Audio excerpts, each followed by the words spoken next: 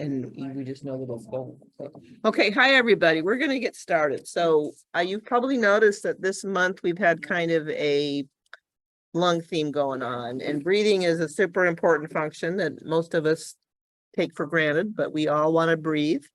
And Rob started us off. He gave a talk about some lung anatomy. I'm going to review that a little bit. And he's coming actually again next week, I think, and is going to talk about some more specific lung issues, disorders, etc. And Dr. Buka Putnam is going to be here Thursday, and she's probably going to talk about some lung issues that might affect your heart perspective. And my talk here is to go over this notion of actually testing your lungs, doing what we call pulmonary function. And to me, it's just actually, I think it's pretty fascinating, the stuff you can learn by relatively simple tests. So a little figure out how to make stuff move here. So a little review. So basically, we're these living entities. We have alive cells, and our cells all need oxygen to do what they're doing, to metabolize and to produce energy. And when we do that, the cells use oxygen, and part of the metabolic process is to basically produce carbon dioxide as a waste product. And so that's what our bodies are doing all the time, is taking in oxygen and putting out carbon dioxide. And your lungs are the system or the organism in your body that deals with all that, okay? So there's two systems: your respiratory system, your lungs are what's pulling the oxygen out of the environment and giving it to your body. And your lungs also blow off the CO2 that you're producing. That's what your lungs do, is they pull air in and they take the oxygen out of it, and they put the CO2 back into the blood, and you blow it off in your breaths out. And obviously your circulatory system, your cardiovascular system, it needs to pump that oxygenated blood around to all the various cells so that it can use it. So those two things work together, your cardiovascular system and your respiratory system. So lots of times they talk about cardiorespiratory function, basically.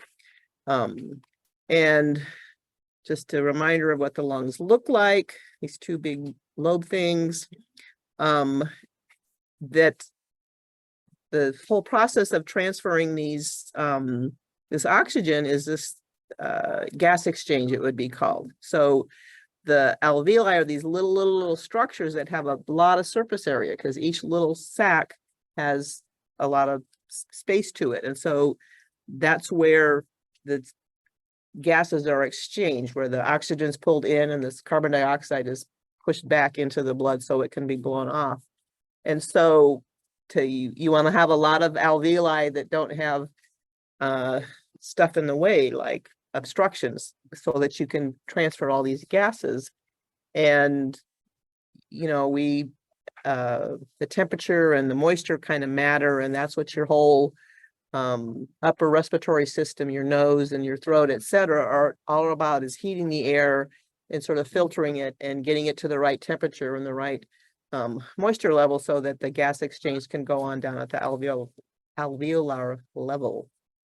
And when you get kind of out of whack, where you are producing a lot of carbon dioxide, so that's going up in your blood, that's when you breathe more. So CO2 is your lungs triggered to breathe.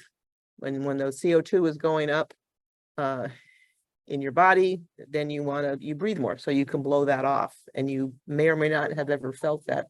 Chances are you have.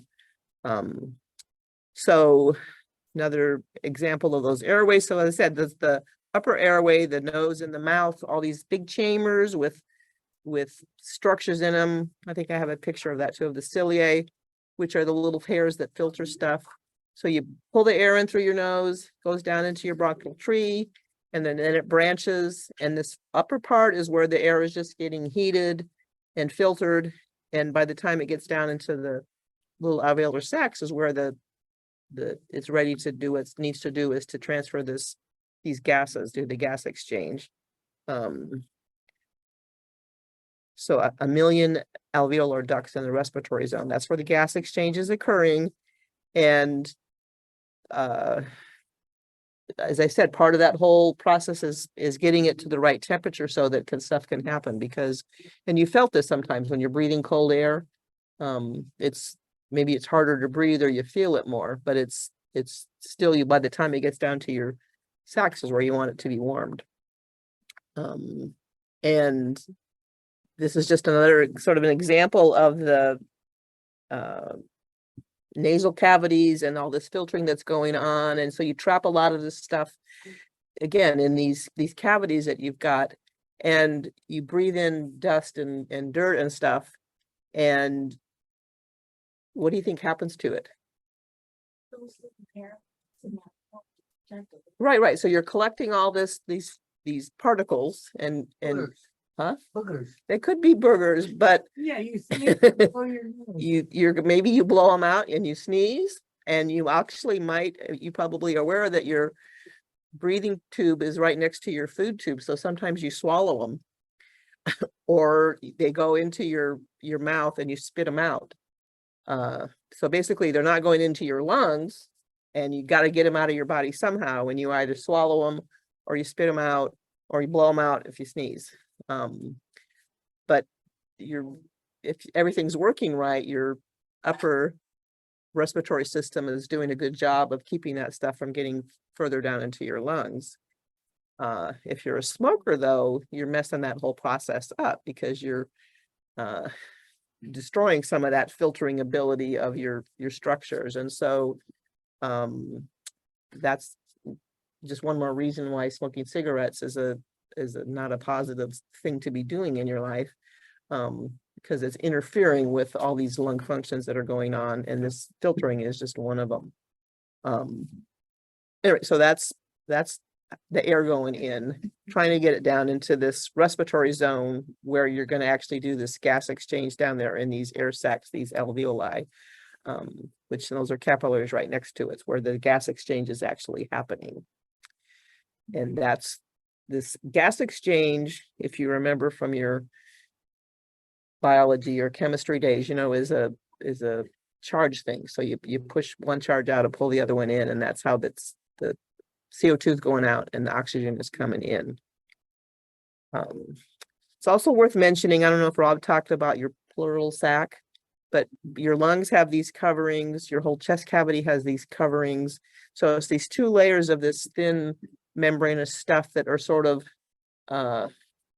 rubbing against one another. There's a little fluid in there, and all that is protection for the lungs that are going on. And it's protection, and it's not very often, but has anyone ever had a pneumothorax?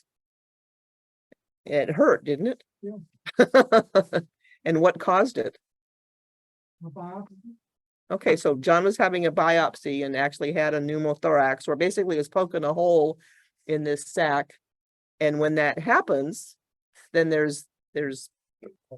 basically your lungs collapse, because all this air is going into a space that normally doesn't have it, and it pushes the rest of the structure out.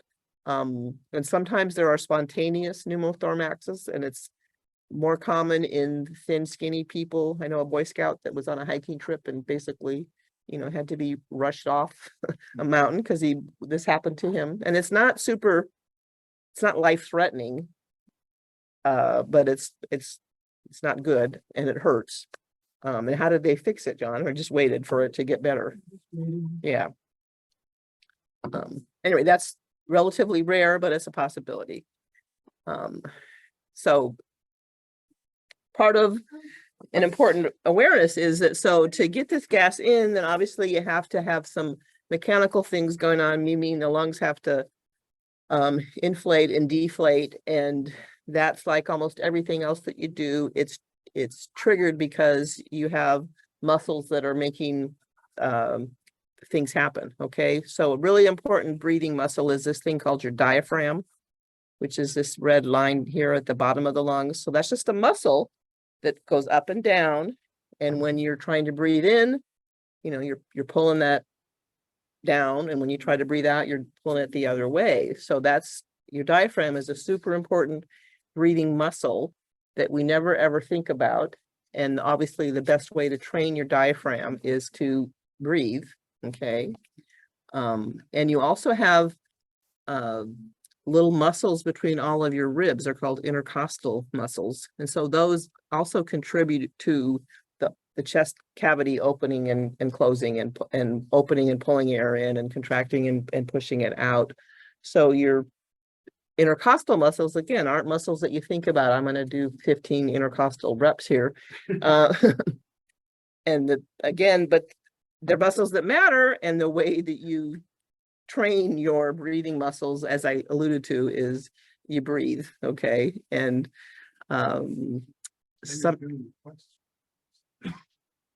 okay.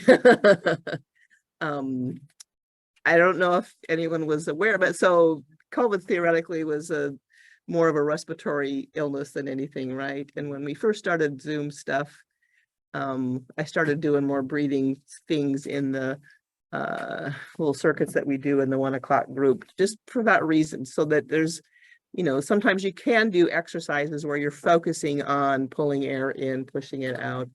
And there's value to that, because again, it's just training muscles in more specific ways. So training your breathing muscles is worth doing. But the main thing I wanted to talk about was actually the measurements that you can do for your lungs, because I personally find it pretty interesting. And it's one reason that it's interesting is because it's actually pretty simple. But there's a lot of information you can get out from simple tests. And I'm sure some of you have had pulmonary function tests in your lives, okay? So one of the things that's being measured are these things that we call static volumes. That's just the size, the space, how much space do you have in your lungs, okay? And here's an illustration of a spirometer is called, so that big tank, which is basically just sort of two buckets put together with some water in the bottom of it. And if you breathe into this hose and push air into that tank, it's going to push the one bucket up because the air is in there that's taken up that space. And so spirometry is super old. So the first spirometer was made by this guy, what's his name, John Hutchison, way back in 1840. But the same thing, it was just a relatively simple test to breathe into something and see how much air was moving out and basically measure how much space is in the lungs, okay? And that's an old version of a spirometer. And of course, now with, O2 sensors and sophisticated machinery, you can measure these volumes, how much air you're pushing out without having to have this giant bucket of water. You can do that in a little machine that you're just blowing air through it, and it's measuring stuff, and it knows what's going on because of sophisticated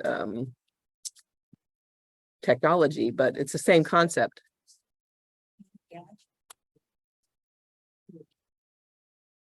Yeah, we'll talk about that. Okay.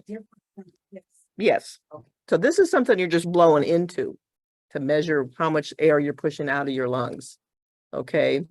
And it's a simple test. All you do is breathe into this tube, right? And I think this is super important. If you notice, this lady has this thing on her nose.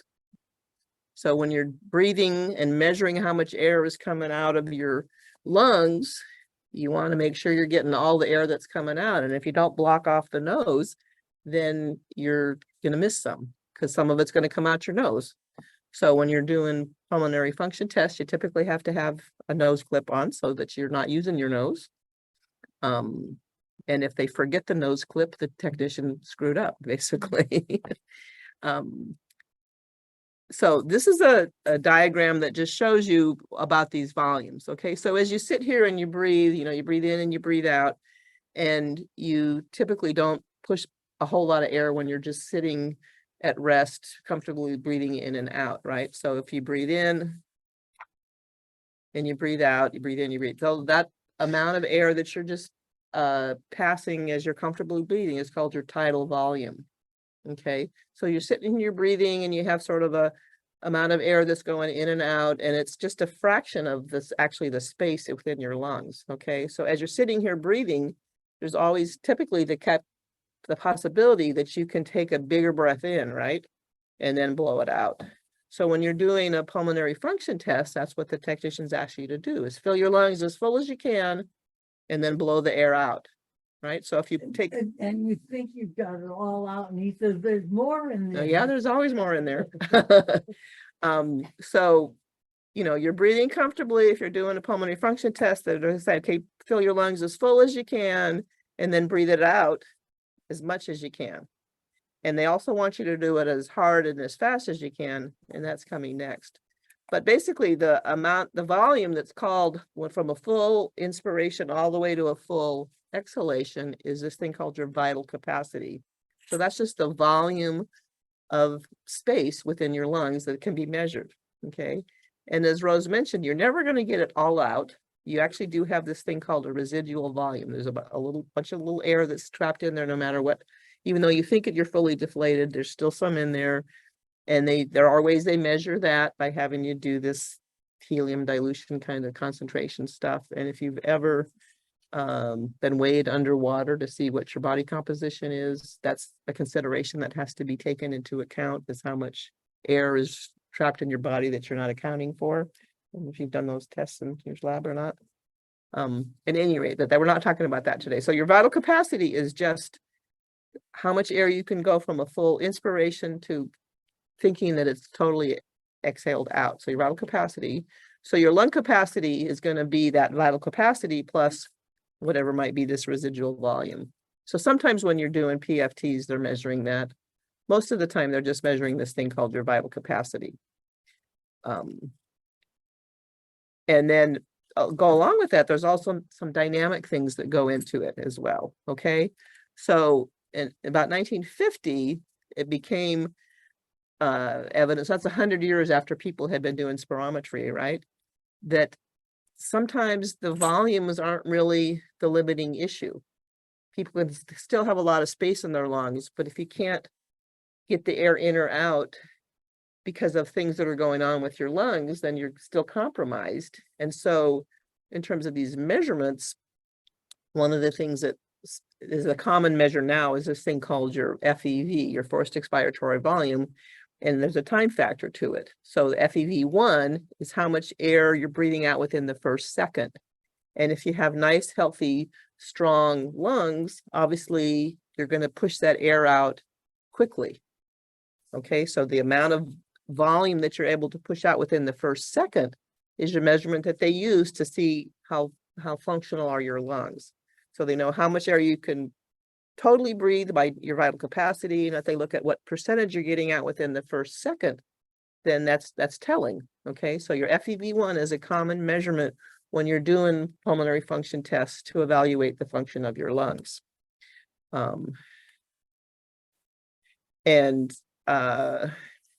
It's used a lot in these different, if you're doing an insurance physical, or you're doing some other Social Security disability thing, they might have you do just a simple vital capacity and look at your FEV1. They're simple measurements. That's what's the beauty of them, but they're kind of telling. So if you look at this line here, so this here is men. It says men, this is normal values, and this is age. So in this example here, the 20-year-old guy might be expected to have a vital capacity of about 5.5 liters. And within the first second, he's gotten 4.5 of them out. So it's about 80%, 85% is sort of quote normal FEV1. And that's where it becomes telling. So what is your FEV1? What percentage are you able to get within the first second? That tells the doctors things about basically the health of your lungs. And so some comparisons of that, here's normal, that the vital capacity is what it is. And within the first second, there's a relatively high percentage of it.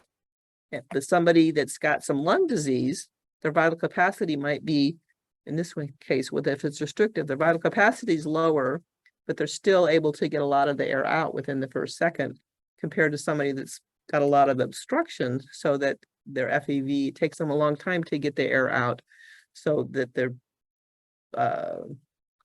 only 50% came out within the first second compared to a more normal 80%.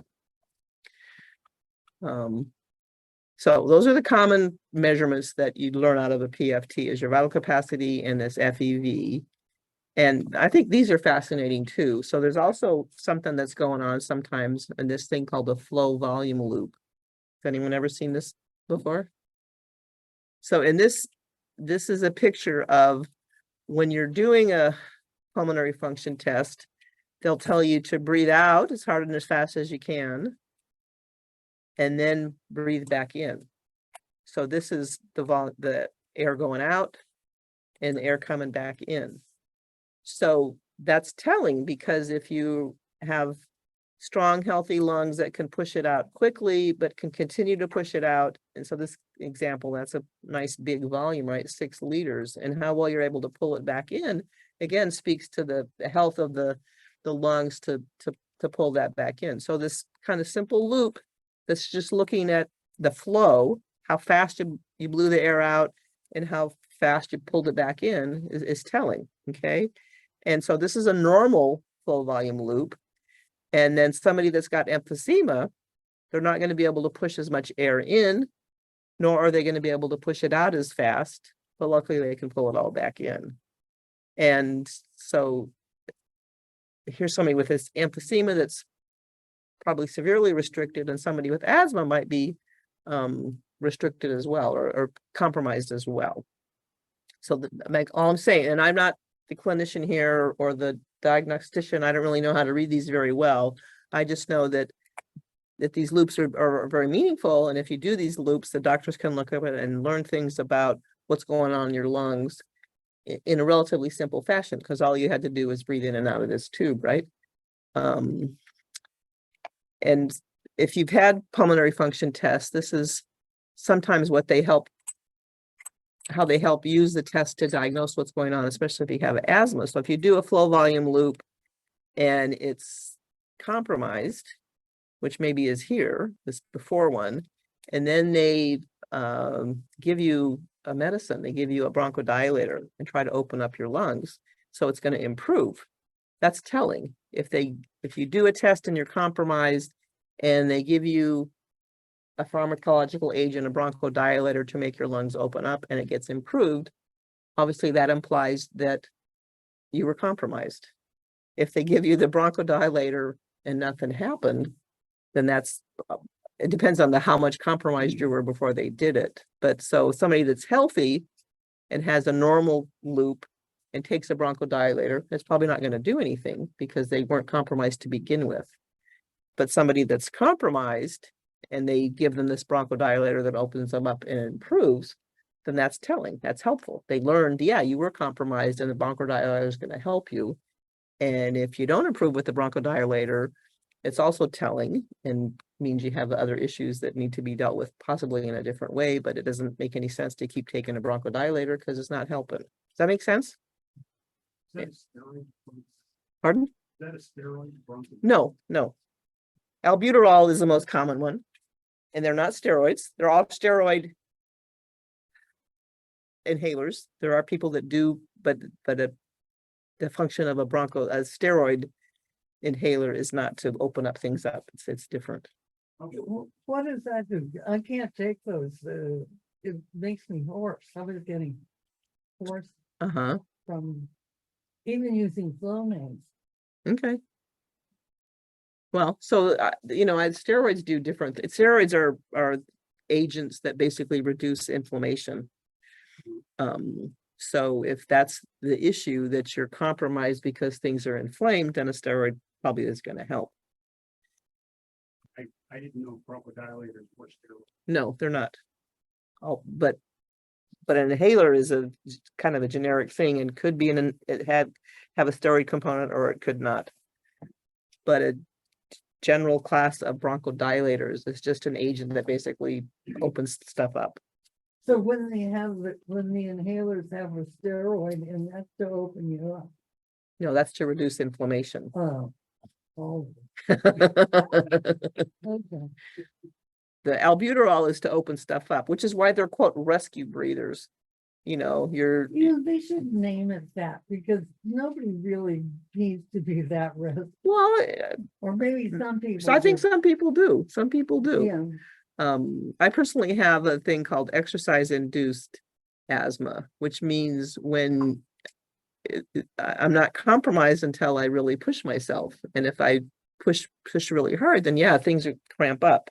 So in that example, a little albuterol really helps to open stuff up and to get you back to an uncompromised level. So whether it was a rescue situation, I can't speak to that, but that's why they're called that, because people get compromised. And anyway, so Hi, asthma. Linda. This is Tony. I take what they call a maintenance inhaler because I've had asthma, but then they also give me albuterol and they call that the like emergency Right, inhaler. so the albuterol is just the bronchodilator. There's the quote rescue thing that you take, when you get acutely out of breath or you're wheezing because you're working too hard or the air quality is really bad, etc. But so the maintenance one, the Alvisco or Vesco. I'm not understanding the words you're saying, so I don't know what you're really talking about. Okay, there's one that I take every day and they call it a maintenance. Oh, maintenance, yeah. Preventive It could be either just a bronchodilator, who knows what it is, but it's possibly a combination of a little bit of a steroid and a little bit of a bronchodilator, or it's one end or the other. It's hard to say. Did you have a question, Tom? How common is exercise-induced asthma, and how do you deal with it? I think it's relatively common, and you deal with it the same way you deal with everything. You learn. So the whole thing about asthma is learning your triggers, and you get to the point where you don't do stuff that you know is going to make it worse. So you avoid the situations that compromise your breathing, or you take your medicine so you don't get compromised. And asthma is kind of interesting because that's not your issue though, is it, John? One of them. Is one of them, because a lot of kids have asthma and they kind of quote grow out of it. It gets better as you get older. And I think I've grown out of some of mine, but I don't know. I don't have it nearly as bad as I used to. But I don't push myself as much as I used to either. So that's one of the downfalls of the whole situation. Okay, so here's just another example of a emphysematic loop compared to a normal loop. And then, so if you do have asthma, you probably know about measuring your peak flow. That's a common thing for people with asthma to try to do, is then you're given these little tubes. And when we did our laughter yoga study, we actually were looking at peak flow. So it's a relatively simple thing. It's just a little tube that you try to blow air into, and you measure how fast you can blow some air out. And so if you're compromised, and the part about how this helps people with asthma is if they do it regularly and consistently, they learn what's kind of normal for them, and then they can adjust. So if their flow is going down, they know that maybe the air quality is getting better and they should pay more attention and maybe not go outside, or etc. Do you measure your peak flow at all, John? Some? No. Yeah. Well, I don't know, it's too much work, but in my situation, when you're having trouble, so you deal with it. It's not like you need to measure it to say, oh yeah, I'm out of breath, I better see what my peak flow is. You can feel it, you know what's going on, but the numbers are kind of helpful. And these are just examples of normal peak flows. Okay, and it varies. So obviously the taller you are, makes sense that your lungs would be bigger, you would have more volume in there. So the peak flow is really just what it is. It's a measurement of flow, how much air you can push out.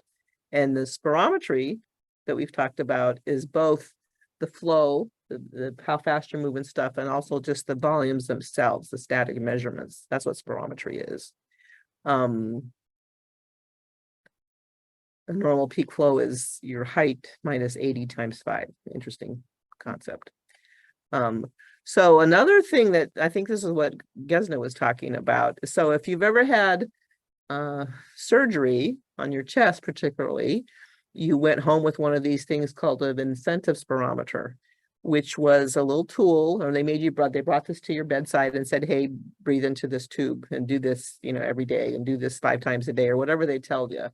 And so the peak flow is a measurement where you're seeing how much air you can push out, right? How fast can you put the air out?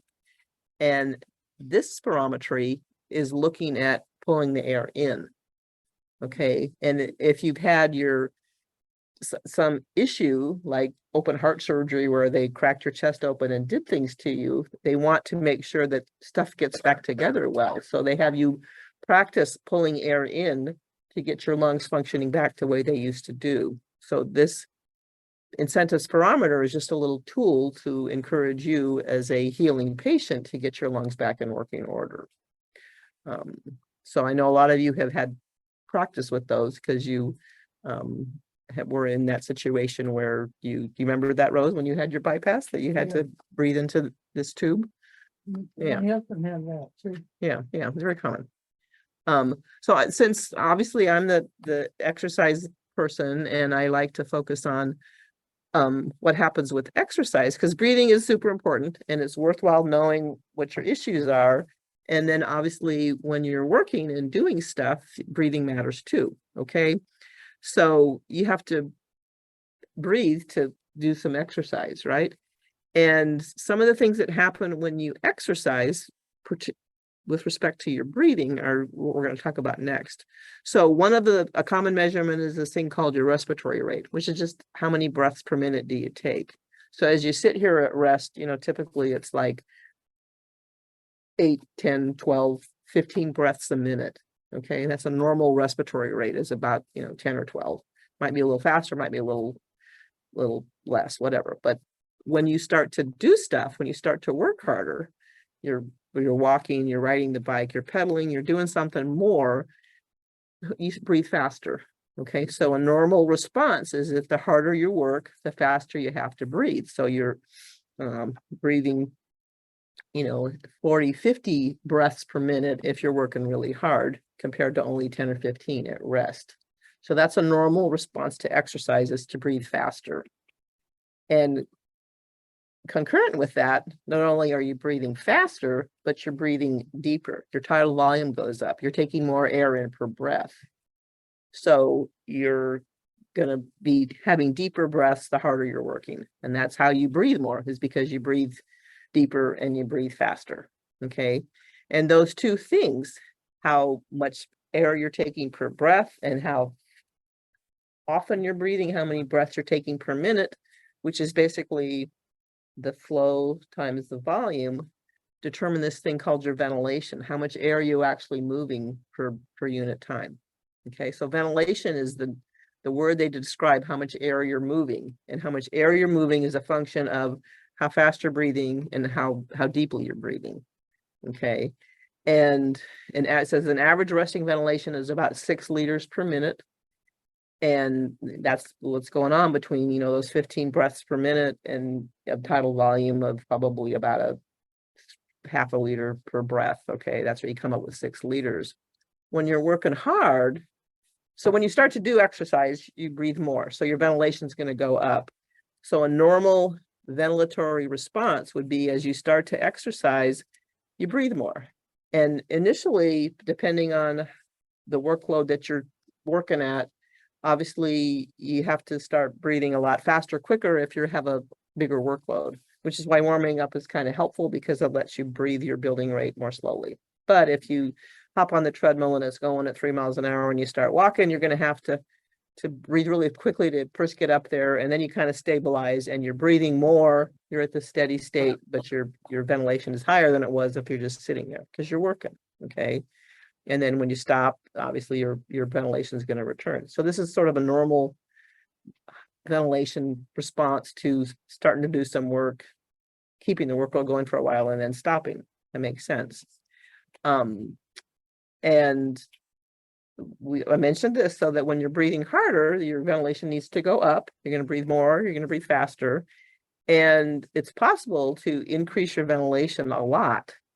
So from that 6 liters per minute at rest, you could have a max ventilation in the hundreds. which means that you're able to increase your ventilation by, 20 or 30 times. In terms of other things that are going on, you can't increase your heart rate by more than about 10 or 20%. You can't increase your cardiac output by more than about, I think, 10 or 15%. So to have a 30% increase in something, I don't know if you pick up on this, but that means that you can move a lot of air, and more than likely that if you have quote a normal capacity in a normal situation, the amount of air you're moving is not going to be the thing that's limiting your work. Okay, there's other things that are going on that are keeping you from getting that air, but it's not how much air you're moving that's limiting you.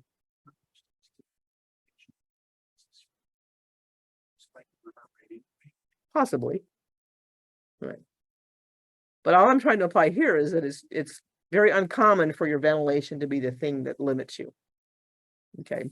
Most of us can move enough air to have that not be the issue. What we do with the air is a different picture. But anyway, so to me, this is fun. So you have to breathe more to do more. And we've talked about the carbon dioxide and how that's one of the byproducts that comes about from your cells doing what they do. And when you're working super hard, you're at a high level of work, you're doing a lot of what we call anaerobic metabolism, which means that you're producing lactic acid. And if you're producing lactic acids because your muscles are working really hard, then your body is pretty clever, and your body basically buffers that, and it does stuff, and it turns that lactic acid into bicarbonate and CO2. So if you're working really hard and doing a lot of anaerobic metabolism, you're going to be producing lactic acid. And if you're producing lactic acid, you're going to be increasing the CO2 in your blood, which means what? Means you're going to breathe more. So this sharp ventilatory curve comes about because the work got so hard that you had to start being anaerobic and doing more anaerobic metabolism. So most of us may or may not remember ever having been there, but it's possible that you were working hard enough that all of a sudden you realized, oh, I really have to breathe hard to do what I'm doing. And if you're in that hyperventilatory state where you're breathing a whole lot, it's not necessarily bad. It just means that you're basically very anaerobic and producing a lot of lactic acid. Okay. So that's a common thing to happen with exercise, that you work hard enough to make lactic acid. And if you're doing that, then you have to blow it off and you have to breathe more. Okay. So this is the normal ventilatory curve, that it's comfortable until you come so hard that you have to become more anaerobic, and it goes up. That's normal. Did I go the wrong way?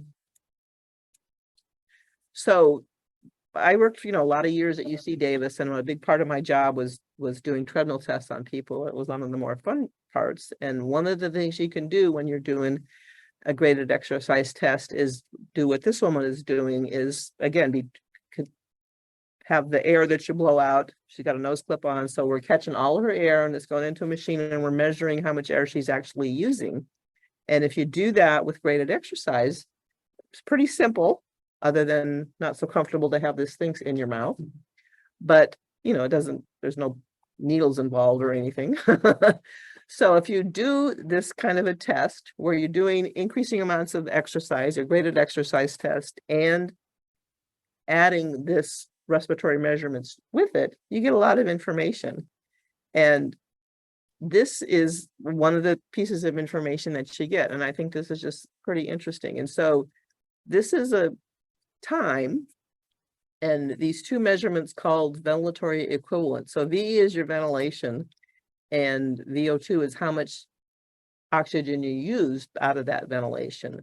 So when you're working comfortably and you're at what's called a steady state, yes, you're going to breathe more, and you're going to be consuming more oxygen. So those two things both go up, but they go up kind of proportional to one another. So up here, this pluses here is this sort of steady state. And right here is they kind of crossed over. And now your breathing more and using less of what you're doing, and this is the CO2 going on. So you're blowing off more CO2. So this point right here, in this example, it's about 7 minutes on this test. That was a total of about 11 minutes. So that point here is called this thing called your respiratory threshold. And it's sort of analogous to this other thing they called your anaerobic threshold. And basically it just illustrates the point at which you started working so hard that you had to blow off some CO2. So where this point comes on is meaningful and it's telling. So in a quote normal person, this man was 70 years old, person was 70 years old, and they hit this respiratory threshold at about 66% of their total amount of stuff that they were doing. So that's just what it is, but it's telling. So, but what's normal about this response is that he was at steady state for a fair amount of time. He did 7 minutes. That's a fair amount of work. And once he hit it, he was able to keep going for a short while, right? So that's helpful too. So that just implies some health that you can keep going after you hit that threshold.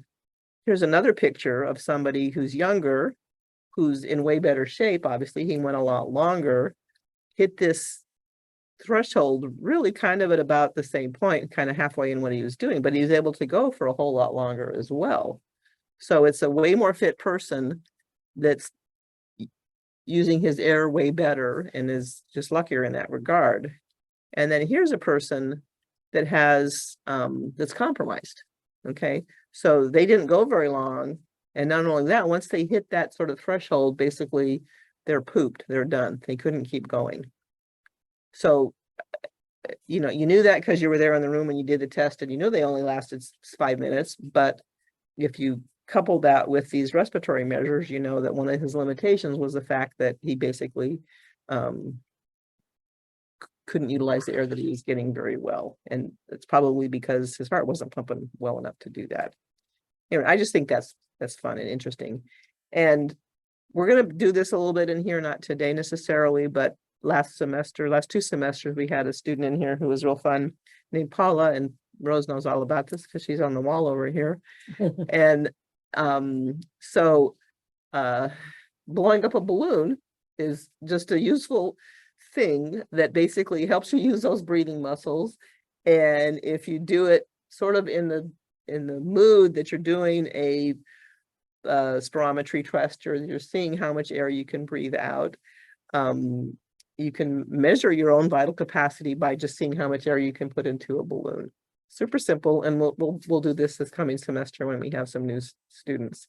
And I never even thought about this, but you could actually measure that amount of air by this Archimedes principle, right? By putting it in some water and seeing how much you displace by having the air in there. But there's, I didn't put it in the slideshow, but there's actually these tables. If you just measure the diameter of the balloon, you can come up with an estimate of what your vital capacity is based on how big the balloon is. So we'll play with that over the course of this semester. I think it's just kind of fun. How would you measure the displacement of the water? Well, you'd have to have some, huh? Of the balloon, is that what you tested? No. It's just how much, the Archimedes is the guy that sat in the bathtub, right? And the water went up because of his body in it. A body displaces its own weight in the water. Or something. Right. So that's what we would be doing here. You'd have to measure how much the water moved by putting the balloon into it. So it says the volume of displaced water is the volume of air in the balloon. But how they're not measuring it in that bowl very well, I don't think. Yeah, but it's spilling over. How are you taking it? You'd have to have a better bowl than that, one that's calibrated with markers on it. We'll work on that, Rose. Okay. Okay, good. We will also have a student do a comparison between the diameters and the, huh? Right. I'll have to get a bucket and mark it. Anyway. Yes. There's also the elevation factor. I have a daughter who lives at 6,700 feet above Lake Tahoe, and where I notice it is when I go to bed, I'm trying to go to sleep. My breathing and I'm not talking or Hmm. doing anything else, so I'm aware that my breathing is faster. Right. And that's because at higher elevations, the amount of oxygen in the air is less. So you have to breathe more to get the same amount of oxygen. And obviously, if you stay there a week or so, it gets better, right? You adapt and you Yeah. acclimate to it some. Tree sleep at high altitude, that's why. Spring. Yeah, yeah. They actually benefit from the extra work that they do being at the high Right, altitude, doing sea level. right, right. Any other questions? Anyway, I just think it's fun because it's so simple. It's so simple and you kind of get a lot out of it. And I think when in my reading the last couple of days, I think COVID did kind of mess this concept up because probably a lot of PFT labs, obviously quit doing testing because they didn't want to contaminate their machines with sick people or something. So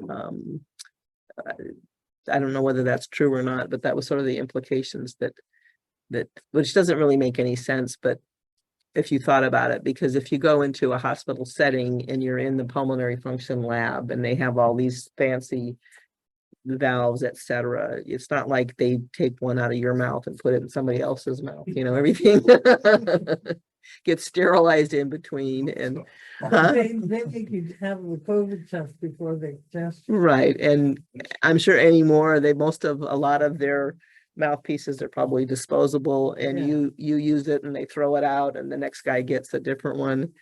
And then the other thing to think about, and I thought about this a lot, because when I was doing these pulmonary function exercise tests, I would spend a lot of time sending my hoses off to get autoclaved. And if you thought about it, you don't want to be breathing out of a tube that somebody else put bad air into. But in reality, you're never breathing out of the tube. You're only pushing air into it. So the whole system is set up that basically it's measuring what you're putting out. You're not pulling into that. When that woman in my picture, these valves are special. So she's pulling air in from the room and pushing it out into that hose. So she's not getting any air out of that hose. She's only putting air into that hose. So she's really not going to get any germs out of that hose. Because There's a one-way valve in there. there's a one-way valve, it only lets it go in. So the possibility of getting contaminated from a hose where somebody else breathed into it that had COVID is not really there, but we still autoclaved them anyway, so that they were always, quote, sterile before somebody breathed into it. But it wrecked the hoses. They didn't last as long that way. But whatever, that's just how the world is anymore. So And you don't have one of these machines up here because they're too expensive. well, we're not doing this kind of testing up here, but it's on my wish list. And they do have one down in the PT lab, I know. Mhm. That has been a point of discussion somewhere along the line of, so it's interesting stuff. And again, it's pretty simple. Possibly. Yeah, I wouldn't rule it out as a possibility of something that could go on. Yeah. So John, I know you've done a VO2 test, right? Right. Did they tell you anything? Did you learned you were in okay shape, right?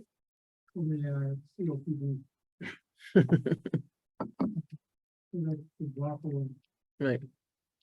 The part that's interesting, so they do make you do this if you're getting evaluated, if your heart's getting evaluated for being listed for a transplant. For some reason, they've figured out that this test matters for that. And actually goes back to this picture right here, which would kind of prove that you're compromised enough by your heart because it can't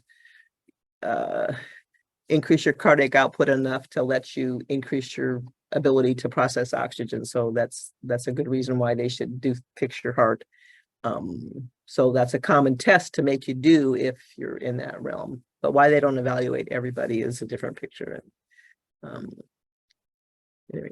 Any other questions? Anybody out there in Zoom have a question? Yes, I have one. It's Karen. what do you know about iron lungs? I know that was last century, but I'm interested in how that works. I have no idea. That was for polio. Yeah, it's probably something that just basically mechanically makes your chest go up and down, so you pull air in. I don't really know. Maybe it changes the air pressure in Air the pressure chamber. chamber that expand or add pressure didn't actually squeeze your diaphragm. Yeah. There we go. Do people get out of those? Yeah, they do. They get out of it. Eventually they got out of it. Oh, no, once I think there's only like. once you started doing it, that was the same procedure they would do. Oh, until well, cash. They were originally put on. You're there for life? Yeah, no, you Right. come out of them, you know, they do. but all the stuff that- people that had that COVID helps. and got put on respirators, I don't know what that was about either. Yeah, the iron lungs were just around the thoracic cavity and it decreased the air pressure around the thoracic cavity. Well, it changed, it alternated. So it kind of restored it. Yeah. Yeah. Any other questions? Thanks for joining us, and we'll see you soon, I hope. And thank you.